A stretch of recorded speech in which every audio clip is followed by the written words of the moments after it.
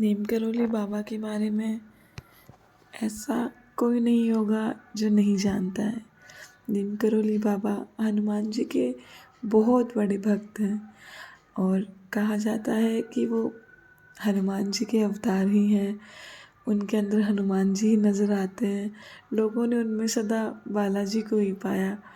नीम करोली बाबा ने बहुत चमत्कार किए। मैं ना कभी उनसे मिली, ना कभी मैं कैची धाम गई, पर सोशल मीडिया के थ्रू ही मैंने उनके चमत्कारों को जाना और उनके बारे में जाना। बहुत से पॉडकास्ट देखे और हमेशा ऐसा होता है कि आप यूट्यूब स्क्रॉल करते रहते हैं तो बाबा जी की फ़ोटो आपके सामने अपने आप आती है और फ़ोटो पर जो शब्द लिखे रहते हैं उनसे यही लगता है कि वो खुद जैसे आपके जीवन में आना चाह रहे हैं, आपको उपदेश देना चाह रहे हैं या वो चाह रहे हैं कि आप उनसे जुड़े। तो मैं इसका श्रेय पूरा सोशल मीडिया को ही दूँगी कि मैं नीम करोली बाबा से सोशल मीडिया के थ्रू ही जुड़ी। तो उनके चमत्कार जो मैंने सुने, लोगों की कहानियाँ, अनुभवों से, उनमें से कुछ अनुभव मैं भी आप लोगों के साथ शेयर करना चाहती हूँ। मुझे अच्छा लगेगा जो जानकर मुझे खुशी हुई, अगर वो थोड़ी-सी खुशी भी मैं बाँट पाऊँ। महान पुरुषों के बारे में जितनी बात की जाए उतना कम है। उनके बारे में जानकारी देकर हम पुण्य ही तो कमाते हैं। तो नीम करोली बाबा का असली नाम था लक्ष्मी नारायण शर्मा। बचपन से ही वो अध्यात्म से और भक्ति से जुड़ गए थे। कहते हैं ना, भगवान का किसी पर स्पेशल हाथ होता है। तो बस बचपन से ही नीम करोली बाबा के साथ बजरंगबली थे और वो हनुमान जी के बहुत बड़े भक्त थे। उन्होंने दुनिया भर में बहुत मंदिर बनवाए हनुमान जी के और बहुत लोगों के बीच में हनुमान जी के बारे में बातें की, बताया लोगों को। नीम करोली बाबा ना एक कंबल ओढ़ते थे। कुछ जगहों पर लोगों ने कंबल वाले बाबा भी बहुत साधारण से साधारण कपड़े पहनते थे और कंबल हमेशा ओढ़ते थे। तो कुछ जगह लोगों ने कंबल वाले बाबा भी कहते हैं। बाबा का स्वभाव एकदम करुणामय और प्रेम पूर्वक था, प्रेम पूर्ण था। महान पुरुष तो ऐसे ही होते हैं ना, एकदम शीतल, करुणामयी। उनके चर्चे सिर्फ देश भर में नहीं, विदेशों तक थे।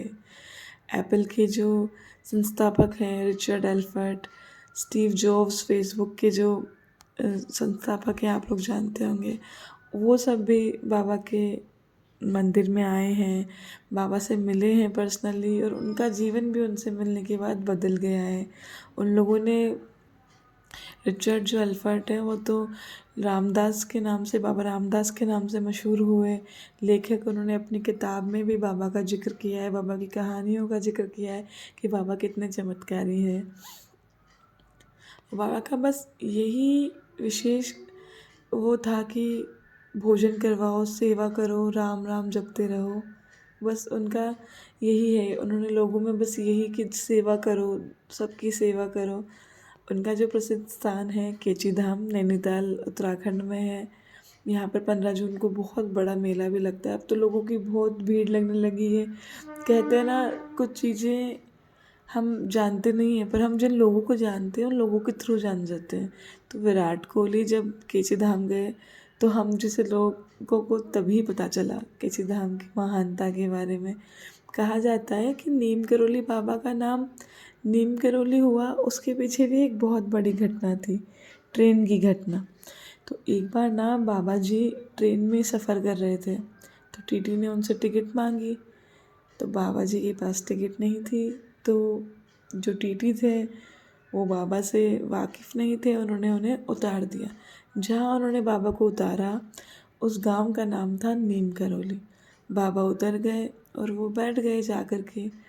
पर बाबा के उतरने के बाद लाख कोशिशों के बाद भी ट्रेन चालू नहीं हुई। लोको पायलट्स ने बहुत कोशिश करी पर ट्रेन चालू नहीं हुई। फिर आखिरकार उन्होंने बाबा को फिर से ट्रेन में बिठाया, उनसे माफ़ी मांगी और जैसे ही बाबा ट्रेन में बैठे ट्रेन चल पड़ी। तभी से लोग उन्हें नीम करोली बाबा कहने लगे। बाबा, कहा जाता है कि बाबा के भक्त बाबा से मिलते थे उससे पहले बाबा को उनके मन की बात पता होती थी। आप जब बाबा के पास जाते थे तो उन्हें कहना नहीं पड़ता था कि क्या दुख और दर्द आप लेकर आए हैं। बाबा हमारे मन की मनोदशा खुद ही पहचान जाते थे, बीमारियों से अपने भक्तों को मुक्त कर देते थे।